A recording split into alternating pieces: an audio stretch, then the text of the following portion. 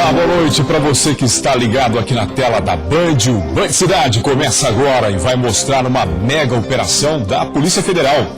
56 pessoas são presas em operação contra o tráfico internacional de drogas a partir dos portos de Itapoá e também Itajaí.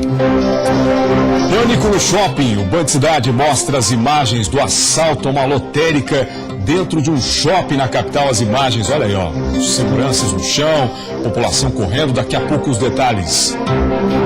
Operação bem sucedida, nova etapa de transferência de carga da ponte Hercílio Luz foi realizada com sucesso na noite de ontem. E hoje a operação continua. A força dos pequenos empreendedores, um seminário que aconteceu hoje na capital, quer estimular o segmento das pequenas empresas. E tem ainda uma entrevista com o prefeito de Blumenau, Napoleão Bernardes. Vem com a gente que hoje é terça-feira, 10 de outubro de 2017. O Band Cidade está no ar.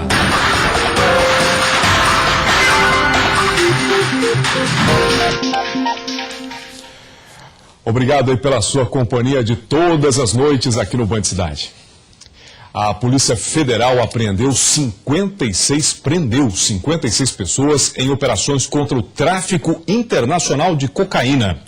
A ação faz parte de investigações que já levaram à apreensão de 10 toneladas de drogas. Aproximadamente 450 policiais federais e 25 servidores da Receita participaram durante todo o dia das duas operações. Foram expedidos 104 mandados de busca e apreensão, 45 de prisão preventiva, 15 de prisão temporária, 12 conduções coercitivas, além de sequestro de bens, como esta Ferrari amarela, e o bloqueio de contas bancárias em Santa Catarina, Rio Grande do Sul, São Paulo, Pernambuco, Paraíba e Rio de Janeiro. A remessa de drogas se concentrava no porto de Itapoá e no complexo portuário de Itajaí.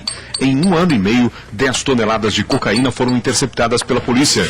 De acordo com as investigações, as quadrilhas colocavam a droga clandestinamente em contêineres que transportavam cargas legais enviadas à Europa. As investigações da operação coordenada pela Polícia Federal de Joinville iniciaram no ano passado e resultaram em 5 apreensões de drogas. Em Santa Catarina foram cumpridos mandados em Joinville, São Francisco do Sul e Itapoá. Já a Operação Oceano Branco, que começou em março de 2016, coordenada pela Polícia Federal de Itajaí, apreendeu 6 toneladas de cocaína em 12 ações. Os mandados foram executados em Itajaí, Balneário Camboriú, Navegantes, Penha, Tijuca e Florianópolis. Ainda pela manhã, em Itajaí, a Polícia Federal realizou uma coletiva à imprensa para fazer um balanço do trabalho. Procurados pelos grupos estrangeiros. Operação essa que inclusive acabou prendendo funcionários, ligados aos portos, tanto de Itapoá quanto também de Itajaí. Bom, as drogas não param de entrar no nosso estado, você viu na reportagem, seja pelas rodovias ou pelos portos. No caso das fronteiras, o Exército deveria ser mais presente. Nós temos aí tantos quartéis lotados de soldados prontos para a guerra e que não são aproveitados. Estão lá, parados, claro, fazendo os treinamentos, mas não em atividade. Mão de obra pura, inutilizada. Enquanto as fronteiras continuarem frouxas, drogas vão continuar a entrar no nosso estado e no nosso país para o mal aí de tantas famílias. Já nos portos, maior fiscalização e rigor no que entra e no que sai.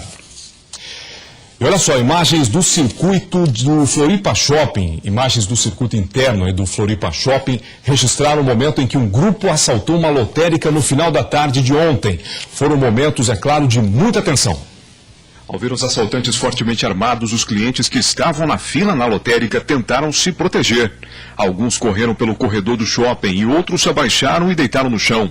Nesse outro vídeo interno dá para ver o momento em que os seguranças são rendidos. Eles não reagem, se abaixam. Os bandidos quebram as proteções de vidros dos caixas, agride o segurança e arranca o colete à prova de balas do outro. Em seguida recolhem o dinheiro e os 2 criminosos fogem. Ninguém ficou ferido. Bom, segundo a Polícia Militar, um suspeito já foi identificado. O nome dele não foi divulgado. 4 pessoas participaram do assalto. 3 que entraram no shopping, 1 que ficou no carro. Em nota, o Floripa Shopping afirmou que, seguindo as normas de conduta, a equipe de seguranças, conforme a gente viu no vídeo, não reagiu ao assalto para preservar a proteção dos clientes. O helicóptero Águia da Polícia Militar chegou a fazer buscas na região, mas os assaltantes não foram encontrados. Logo depois do assalto, um carro foi incendiado a aproximadamente 4 quilômetros do local, lá no João Paulo. A polícia acredita ser o veículo utilizado na fuga dos bandidos. E aconteceu ontem à noite a primeira etapa da nova operação de transferência de carga da Ponte Hercílio Luz. É a continuidade do trabalho iniciado em fevereiro desse ano. No começo do ano, a carga transferida para as estruturas provisórias foi de cerca de 20% do total do peso da ponte, subindo o vão central em 10 centímetros. Ontem, começou o processo de transferência dos 80% restantes. Serão 4 etapas e em cada uma delas a ponte será levantada em 10 centímetros. E o que vai apontar se esse processo pode continuar ou não são sensores como esse aqui. Espalhados por toda a ponte, eles mandam informações para um computador. Se após a elevação dos primeiros 10 centímetros a partir desses macacos hidráulicos o sinal for verde, o processo continua. A exigência é o seguinte, a gente levanta os 10 centímetros. E o projetista solicitou, por experiência, que a gente ficasse observando a estrutura toda, como é que ela vai se comportar após essa elevação durante 24 horas. Se a partir dessas 24 horas, dentro desse período, todo o comportamento for dentro dos parâmetros normais, dentro da parte teórica prevista, aí então sim vai deflagrar a segunda operação. Depois de toda a vistoria realizada, a operação começou. Agora restam 80% que nós estamos iniciando na noite de hoje, sempre dentro daquela premissa da construção diária e permanente. E com o envolvimento de vários órgãos do governo e da imprensa principalmente, para que a gente pudesse estar aqui nessa noite memorável, aqui em Florianópolis, com a presença de tantas pessoas aqui que vêm trazer a sua torcida, o seu entusiasmo, para que a gente consiga fazer essa etapa aí com sucesso. O alarme foi ativado por volta das 10 para meia-noite. 16 minutos depois, o processo foi concluído. No fim, a ponte foi elevada em 8,7 dos 10 centímetros previstos, valor que vai ser compensado nas operações seguintes, que devem ocorrer hoje, na quinta e na sexta-feira. Na visão dos engenheiros, a operação foi um sucesso.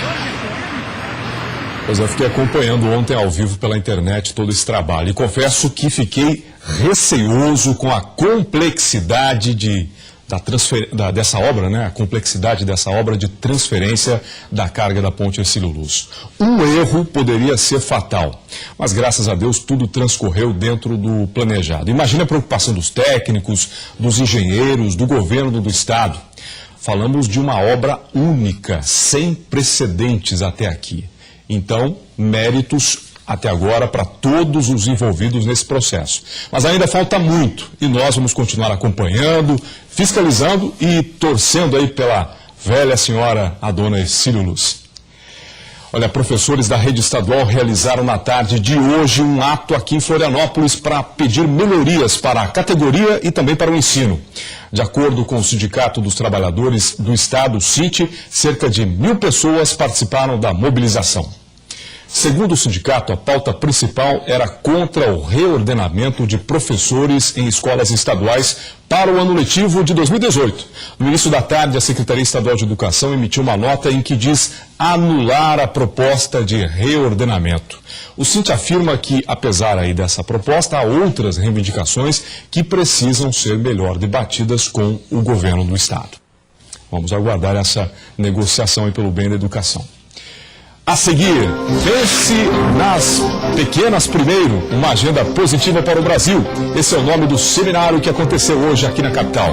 Agora, 6 horas e 59 minutos, os detalhes depois do intervalo. Fique com a gente.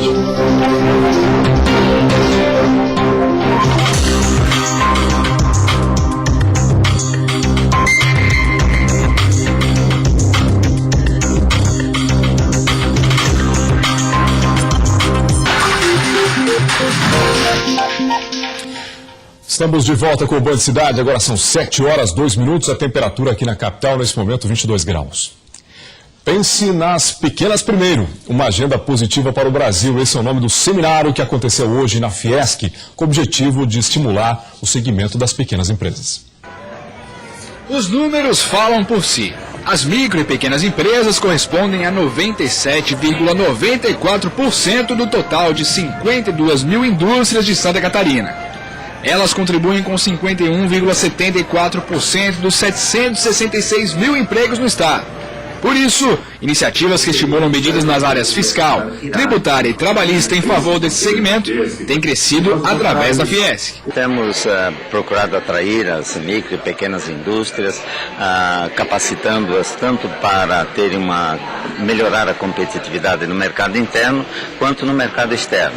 E estamos indo bem, mas esse é um trabalho permanente e temos que ter uma atenção contínua em relação ao desempenho desse segmento. Durante o seminário foi estimulada a troca de informações e a ampliação de negócios no setor. Mas o assunto central e mais discutido foi o acesso ao crédito, que deve ser cada vez mais facilitado para o pequeno empresário a partir da recuperação da economia brasileira.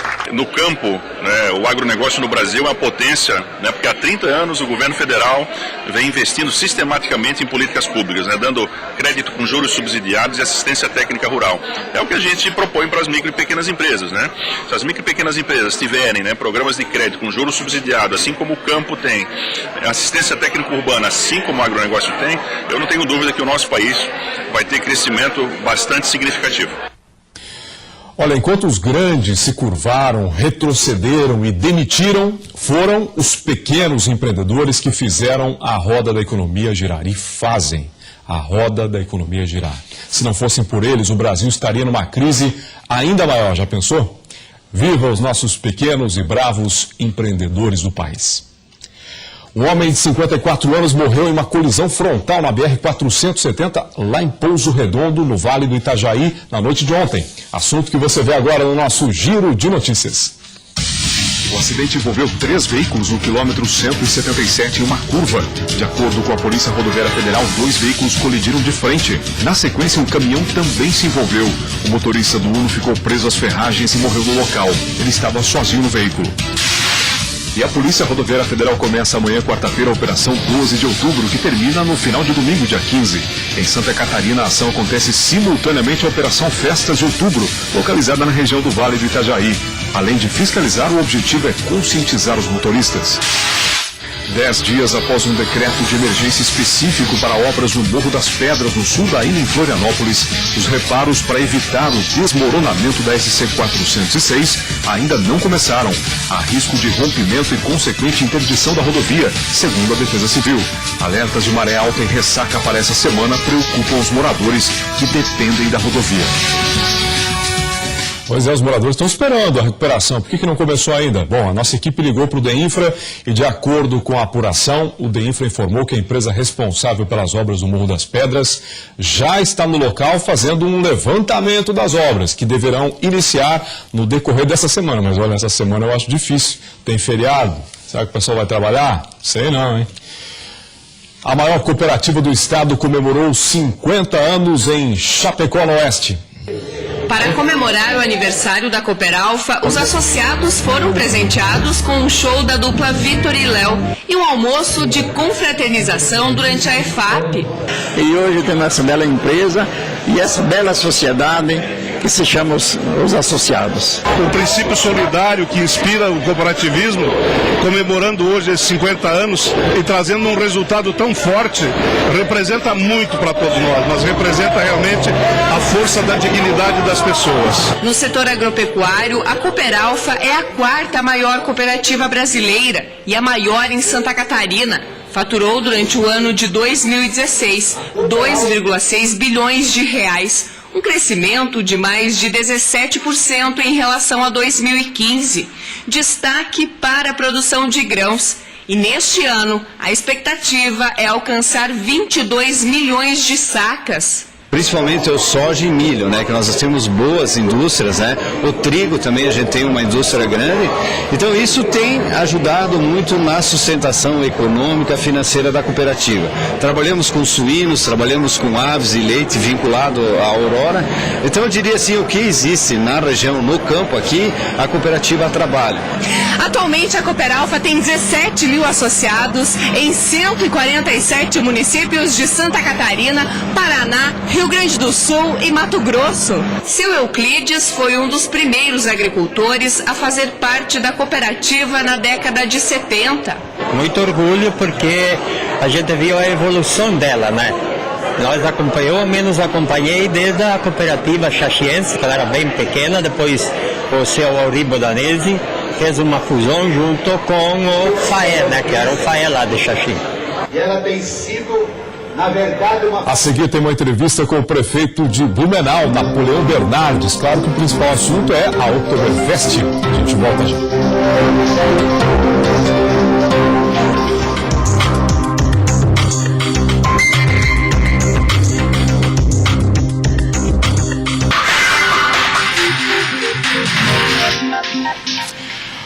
O Band Cidade está de volta, obrigado aí pela sua companhia e hoje recebendo o prefeito de Blumenau, Napoleão Bernardes.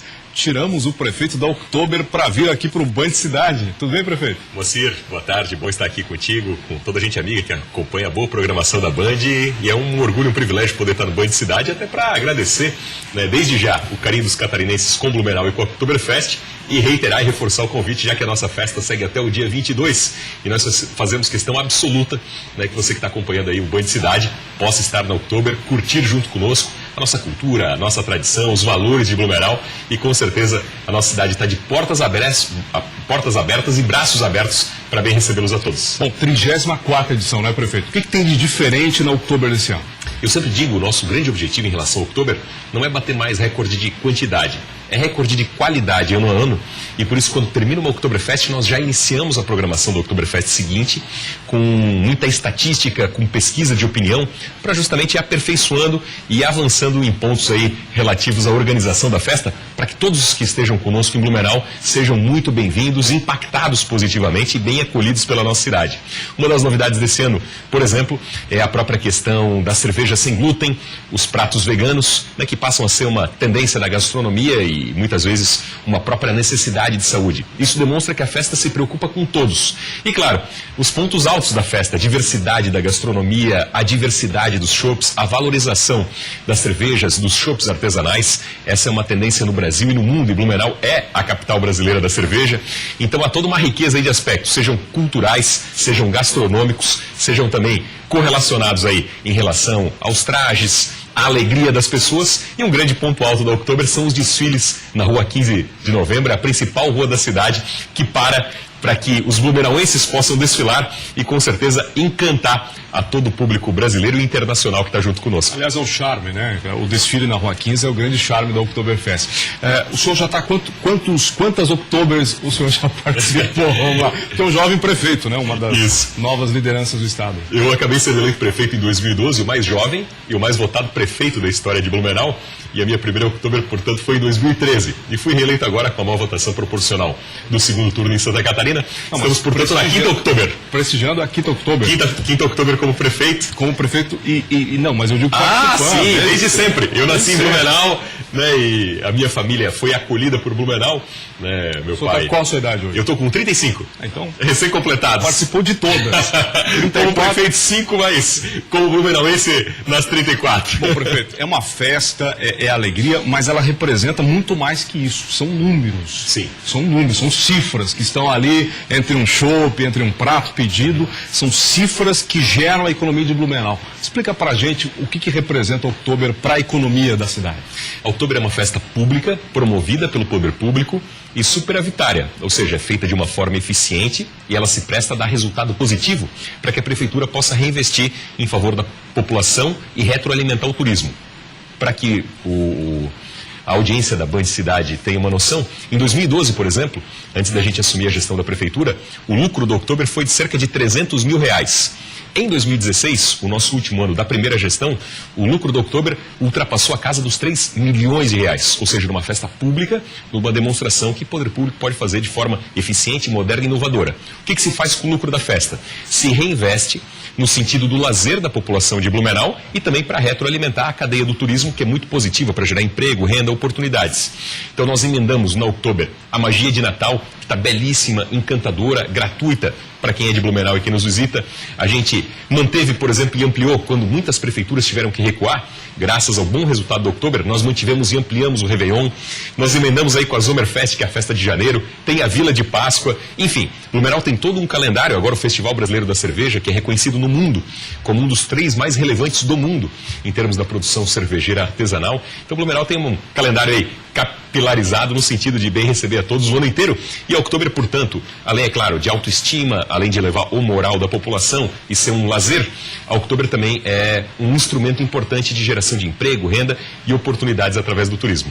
São Paulo também está na onda da Oktoberfest, né? O senhor esteve lá já? Eu fui na abertura e contribuí lá na abertura do Oktoberfest. Fui um dos que deu declarada aberta. Eles estão representando a altura lá, Oktober, não? São outros perfis e para Blumenau e para Santa Catarina acabou sendo muito estratégico, porque sempre gera essa curiosidade.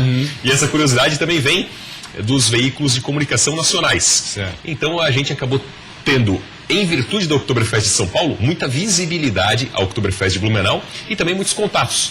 Na próxima semana, por exemplo, nós recebemos a diretoria toda de uma grande montadora nacional, que é uma das patrocinadoras do Oktoberfest de São Paulo, né, e está muito interessada em também investir no Oktoberfest de Blumenau. O senhor anunciou recentemente um pacotão de obras para mobilidade. Blumenau também sofre com a questão da mobilidade urbana. O que o senhor está planejando? Que pacote é esse? E de onde vem esse recurso, dinheiro, né, que é o que precisa para executar essas obras? Bom, toda cidade média e grande enfrenta o desafio da mobilidade, isso é um problema comum no Brasil e no mundo. Então é preciso ter muita inteligência de engenharia, inteligência de tráfego para poder superar essas questões. E ter, claro, investimento.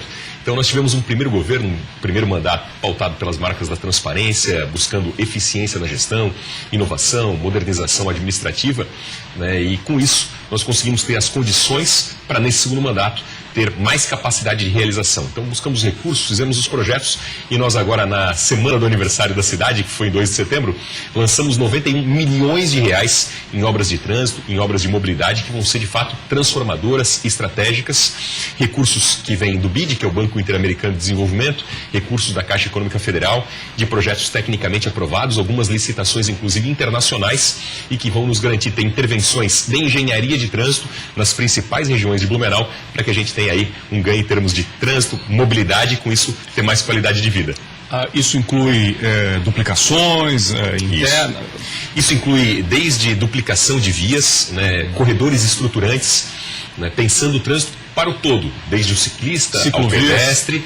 Então todas essas obras elas vêm contempladas desde desse raciocínio para o ciclista, para o pedestre, os corredores preferenciais para o ônibus e também, é claro, as condições para o transporte coletivo e para os automóveis. Serão quantos anos de obra para concluir isso tudo? É um desafio, porque o nosso prazo contratual junto ao BID, que é o Banco Interamericano de Desenvolvimento, é que todas as obras iniciadas agora estejam conclusas até agosto de 2019. Ou seja, tem logo aí. Tem muito trabalho pela frente e muita obra para realizar. Muito bem, prefeito Napoleão Bernardes, prefeito de Blumenau, obrigado pela sua presença. Eu que agradeço aqui você. no Band Cidade, viu, prefeito? Um abraço para você, para todos convidados aí para Oktober, até o dia 22. Convida o pessoal em alemão aí, como é que é, prefeito? Fala aí. O máximo aqui é o Ein Prosit, que é o brinde, né, que nós fazemos lá na Oktober. É o nosso brinde sem chopp aqui. Isso. Band Cidade fica por aqui, obrigado pela sua audiência e até amanhã.